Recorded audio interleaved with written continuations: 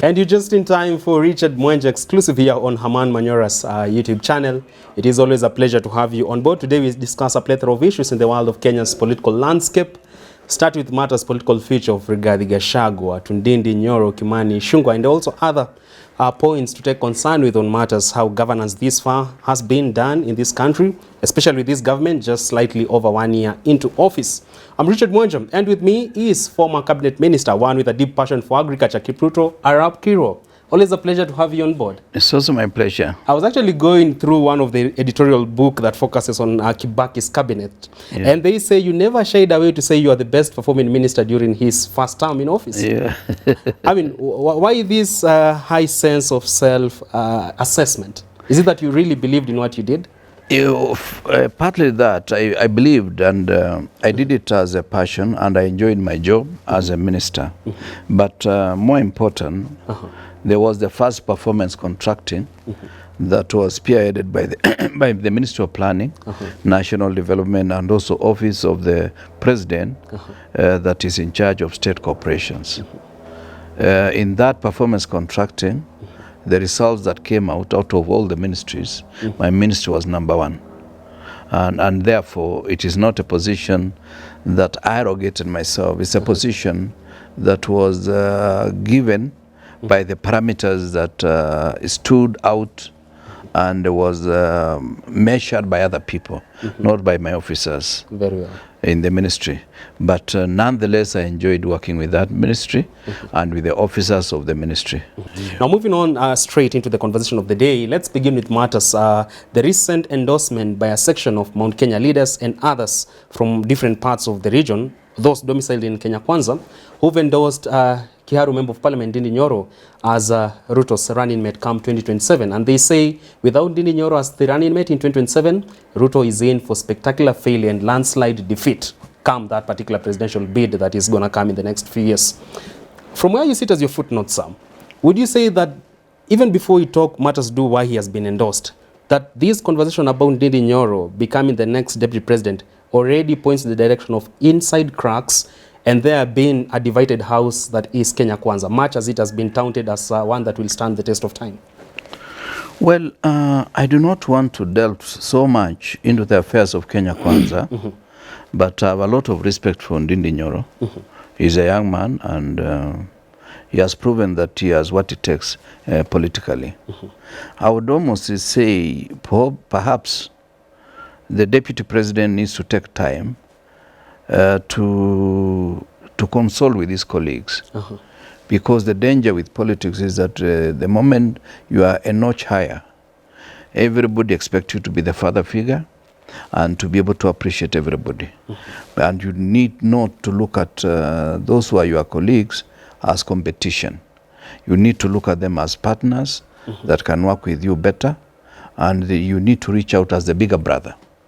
Because once you are elevated, you acquire that position. Even if you are to be elevated as you are, I will have a right to call you Mzee, because you have been given that you are an elder now for society, regardless of your age.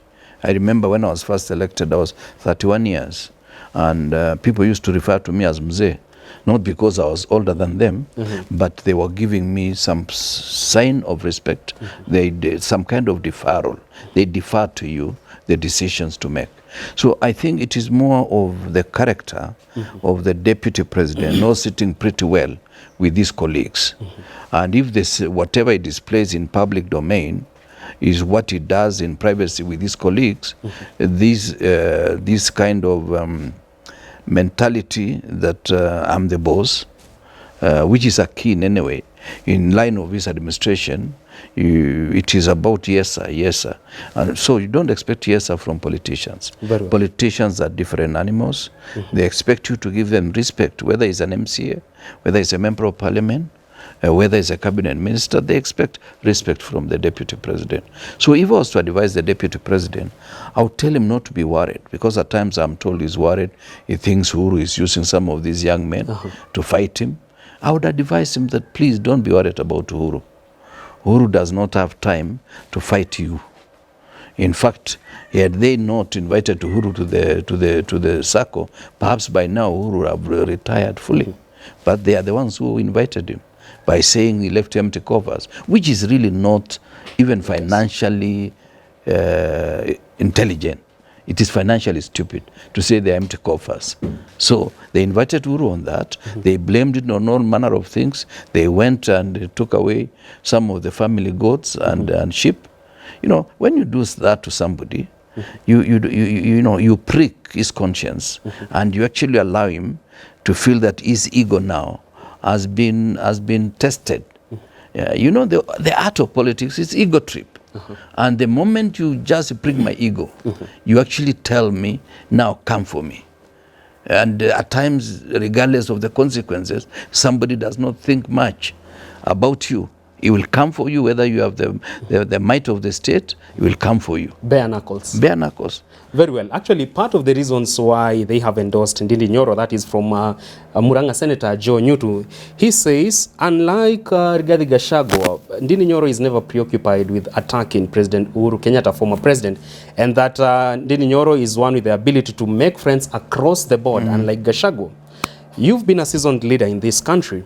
Do you somewhat say that could be pointing towards the direction of Rigathi being considered a political greenhorn and Tolda that cannot really embed himself well in diversity in the politics arena?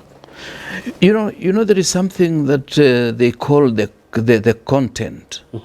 Yeah, the content of the character. The content of the character is the status quo of somebody's life, or somebody's events, or somebody's surroundings, what in research we call ontology. The ontology in terms of character of Rigathi Gachagua is sort of violent, militant, and sort of ready to combat you, even when you could have used simpler ways of resolving the same issue.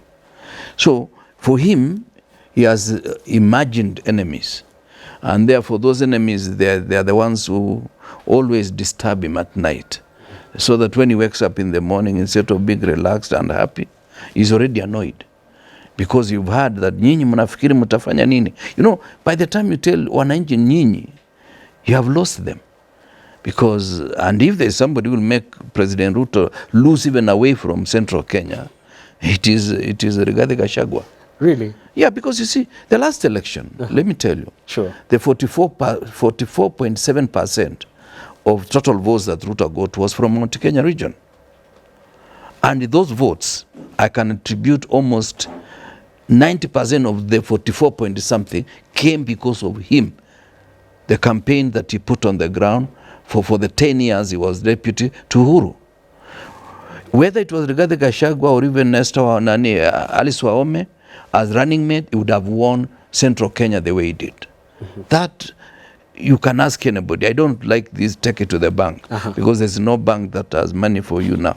So Rigathi Gachagua was just a candidate just to fill in the central ticket, to make the central people feel comfortable. Because the argument that you are giving them is, why not Kithure Kindiki? Because he's amiable. And you see, the character of William Ruto is combative. The character of Rigathi Gachagua is combative. When you have two people who are combative, they don't complement each other. You need somebody who is softer, the bad cop and the good cop. Political gentleman. Yeah, political gentleman who is able to reach out to those the president cannot reach out. That's the way you can create some kind of rapprochement with those who don't like you. And anytime you have power, you have enough people who don't like you. Whether you are MCA, whether you are even any power that you have, you will realize that you have enough people who don't like you. And therefore you need to be reaching out. You don't have to wait for people to come to you. Very well. Yeah.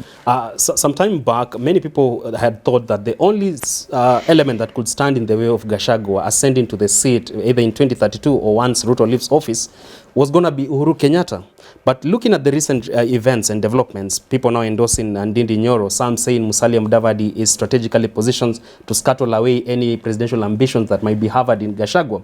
Are you saying that maybe Gachagua was wrong, that it is not only Uhuru Kenyatta who was a potential threat, but there are many others that he might not be seeing as at now?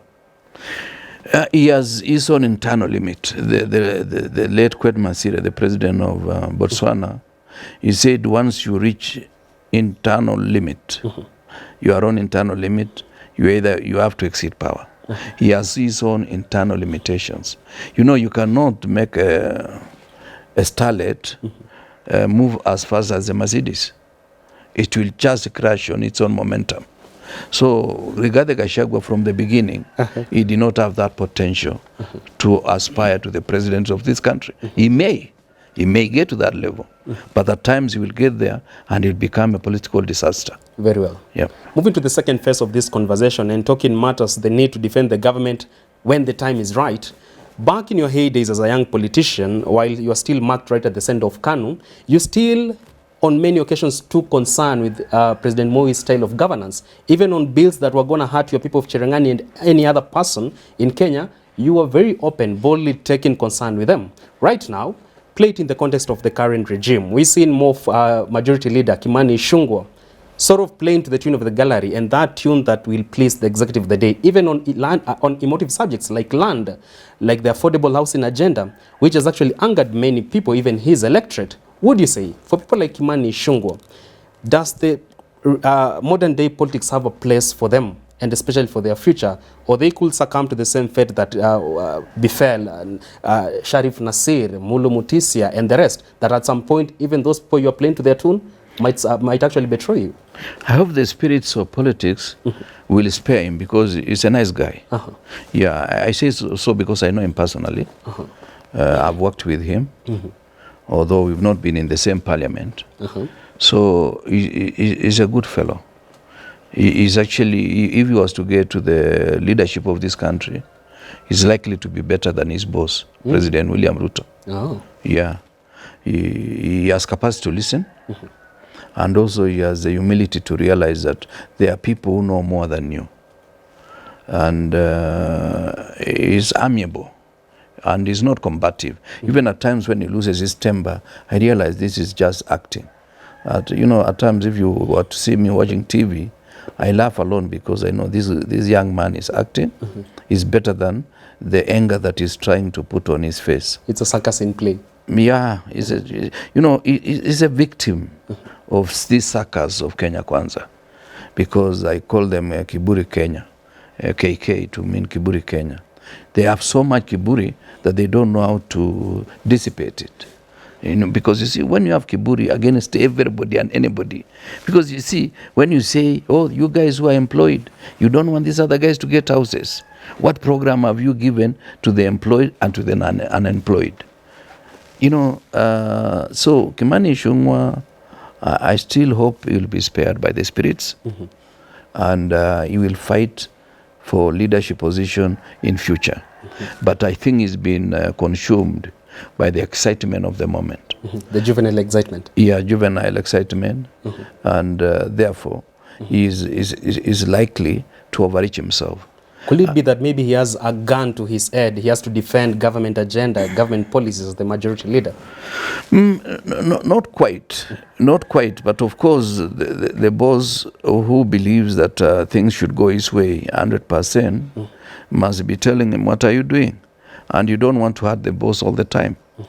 You know, even the selection of Rigathi Gachagua, Ichung'wah was on our side. Yeah, he's among the 27 who voted against Rigathi. Surprising. Yes, and 4 voted again for him. There were only 4 who voted for Rigathi. You know, I think Kenyans should know that. Yeah, among the 27 members of parliament from central Kenya or Mount Kenya region, only 4 voted for him. Even Ichung'wah? Even Ichung'wah was almost not coming back the following day on Sunday, the Sunday that President Ruto announced Rigathi Gachagua as his running mate. And one thing that I want to remind Rigathi Gachagua now on camera is that Ruto's speech, and he should go back and take that clip, that they have agreed with Rigathi that they are retiring together 2032. Should Kenyans give him another mandate. So Rigathi Gachagua should realize the best he can do is to be deputy president for 5 years or 10 years, should Kenyans favor them with the second term. Yeah. That's it. Talking about the second term, Alfred Keter, former Nandi Hills Member of Parliament, has come forth saying President Ruto is going to be a historic one-term president. And that is a thought that has resonated among many thought leaders and even taxpayers on the ground level. It is not only domiciled by those in the opposition. We also seen some quarters saying there could be a one-term president in the making. From where you sit, having analyzed the style of governance this far and the trajectory the country is on, are you confident that getting a second term is going to be an easy thing for him? Well, I'm not sure, but the actual period that will test his capacity to maneuver is 2025. I've insisted on that because the debts now are maturing, the unemployment is going up, the shilling is falling, productivity, though they hyped it, is down, the economy is not expanding as it ought to be. So 2025 is a defining moment. And in politics, at times, it's not good to write an obituary of an individual. If he is able to navigate 2025, 2026, he may get a second term. Actually, the whole problem is that he does not have the humility to say sorry. If he was to tell Kenyans, sorry, I told you, one, the milk production will double. I told you the animal feed will be cheaper. I told you we are going to do this. Coffee prices. Coffee prices will be so good. Forgetting that blizzard in Brazil is the one that assists us to improve our coffee prices here in Kenya. So if he was to tell them that and tell them now, I want us to do a modest program. Sure. We are not going to spend on housing. When he talks of 200,000 houses, just do simple arithmetic. That money is not there. If he was to talk, the houses he has launched, he realized in Bungoma is only is it the plague or whatever you call it, is the one standing like something on a cemetery. There is nothing on site. And he launched houses in Bungoma. So he's launching thin air. So he should stop lying. The moment he stops lying, he should be humble and say sorry. Humility will make him get a second term. But the way he's going, annoyed with everybody, annoyed with those of us, he imagines the opposition. No, we are Imaginary here. enemies. Imaginary enemies. We are not his enemies. His enemies are with him. He should stop pilferage and hemorrhage of treasury. There are many billions of shillings disappearing even as we are talking. How do you do double allocation of money for salaries for an individual? You had control of budget saying they are budgeted for 3 times what she earns in any calendar year. Sure. Can't you stop even the trips abroad? And even these local trips abusing people every Sunday, every afternoon. The enemy is within. The enemy is within. He should not look outside. He should not even go to the public. He should just, once he finishes renovating the State House at 757 million shillings, he comes back here. Yeah, he calls it only, but it's a lot of money. It's a lot of money under these particular circumstances. Even for us, I have a fairly decent house, both here and at home. And at times you stop even changing the fisher board when you realize that the resources are not okay. Because a government is like a family. You don't budget for buying new suits when children are suffering from starvation. So I think the president, if I was to advise him, stop making more promises, be humble, apologize to Kenyans that you lied to us about every mamamboga owning a house. And how about the other issue of being a master of all trades?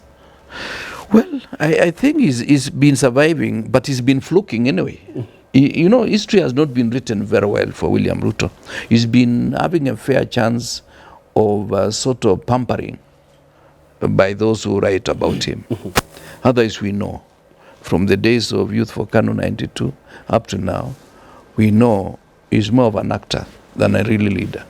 He's more of an actor than a real leader. Those are the sentiments of Kipruto Arap Kiru about President William Ruto. You've heard from him. He's actually taken concern with a few governance issues therein, and also the trajectory the country can take so that it can get to higher levels, and especially that particular level that we all envision of Kenya being the Singapore of Africa. Until next time on Richard Mwenje Exclusive, it is always a pleasure to have you on board. Do enjoy the rest of your viewing.